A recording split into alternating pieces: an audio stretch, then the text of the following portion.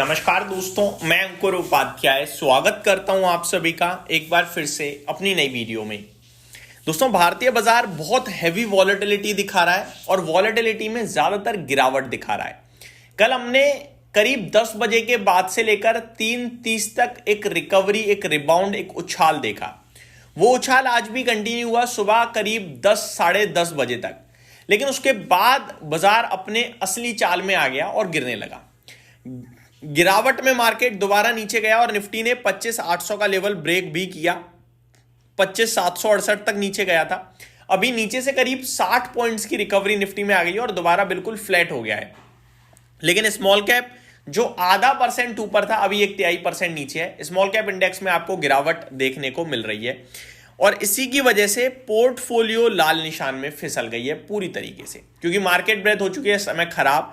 1320 shares positive है, 1363 shares negative है। ऐसे में क्या करें क्या ना करें, ये सबका सवाल है। मैं आपको बताना चाहूंगा, ये एक ऐसा बाजार है, कुछ भी करोगे गलत हो जाओगे। अगर आप अपनी होल्डिंग्स को बेचोगे तो ये मान लीजिए आप अपने बॉटम के आसपास ही बेच रहे हो, और अगर आप फ्रेश एंट्री लेने जाओगे तो यार ये जो सेलिंग हो रही है क्यों हो रही है यही नहीं पता हमें। ये जो बिकवाली चल रही है क्यों चल रही है, जब रीजन ही नहीं पता तो पता भी नहीं चल सकता कि कितनी और होगी, तो फिर हमें कुछ नहीं करना ही ज्यादा बेटर रहेगा। ऐसे में स्टॉक्स की बात करूं तो हैवी वॉलेटिलिटी दिख रही है। सबसे पहले केन्स टेक्नोलॉजी, इस स्टॉक में कल 15% का रिबाउंड आया और आज वापस से 8% गिर चुका है। रिबाउंड था भाई साहब, तेजी तो नहीं थी, रिबाउंड ही था। जब बहुत दिनों से बड़ी लगातार गिरावट दिख रही थी हम सभी को, कल एक बढ़िया रिबाउंड उछाल आया, लेकिन इसने ना प्रीवियस डे के हाई को ब्रेक नहीं करा। फॉर एग्जांपल, मंडे का जो हाई था वो 4530 का था और कल जो रिबाउंड में हाई लगाया वो 4435 का था। तो प्रीवियस डे के हाई को ब्रेक नहीं करा और आज वापस से नीचे की तरफ आता हुआ दिख रहा है।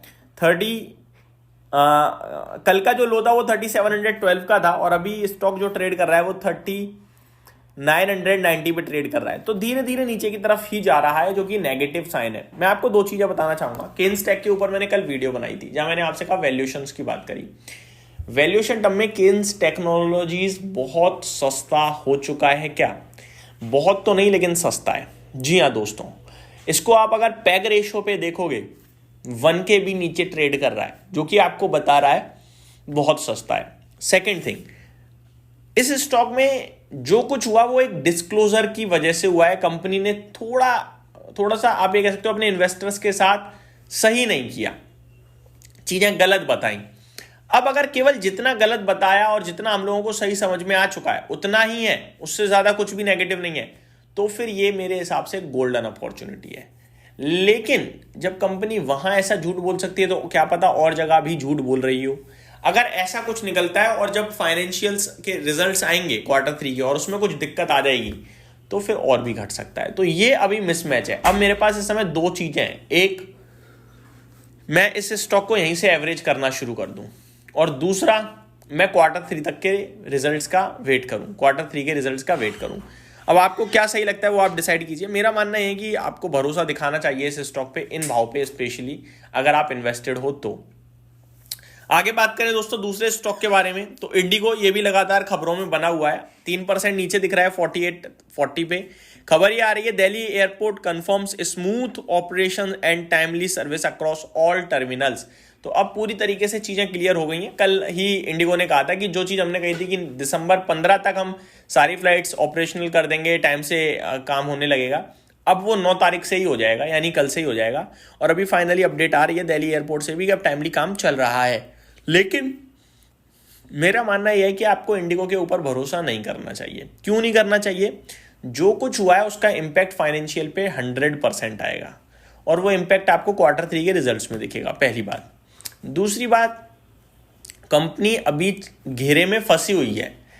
एविएशन मिनिस्टर सवाल कर रहे हैं, DGCA सवाल कर रहा है, सरकार ये भी कह रही है कि और एयरलाइंस होनी चाहिए, प्लस ये कुछ जो कुछ हुआ बीच में, इस बीच में कुछ थोड़ा बहुत फायदा दूसरी एयरलाइंस ने भी उठाने की कोशिश करी है।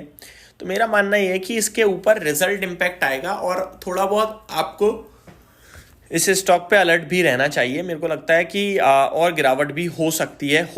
आगे बात करूं दोस्तों तीसरे स्टॉक के बारे में जो कि एक्शन में देखने को मिल रहा है आप सभी को आज की सेशन में, वो है लेटेंट व्यू एनालिटिक्स। आज ये स्टॉक 4.5% नीचे है। अभी 2 दिन पहले इस स्टॉक में बढ़िया तेजी बनी थी 7-8% की। इसका टेक्निकल स्ट्रक्चर देखोगे तो खराब नहीं है दोस्तों, धीरे धीरे धीरे गिरता है और अचानक से बड़ी तेजी आ जाती है। तो मेरा मानना यह है कि अगर किसी के पास भी ये स्टॉक है तो फिर बैठे रहेंगे तो ज़्यादा अच्छा रहेगा। पॉजिटिव रहना ज़्यादा बेटर है, नेगेटिव रहना सही नहीं है। इस बीच में मार्केट जिस हिसाब से ट्रेड कर रहा है इसलिए स्टॉप लॉस भी कंपलसरी है। तो 450 के समथिंग का आपको मैं स्टॉप लॉस शेयर करना चाहूँगा जो आप ध्यान में रखें और इस स्टॉक को होल्ड करें। तेजी की तरफ भी कुछ स्टॉक्स आते हुए दिख रहे हैं जिनके बारे में भी मैं आप सभी के साथ बात करूंगा दिन के दौरान। बने रहिए चैनल के साथ। Thank you so much for watching this video. Have a great day guys.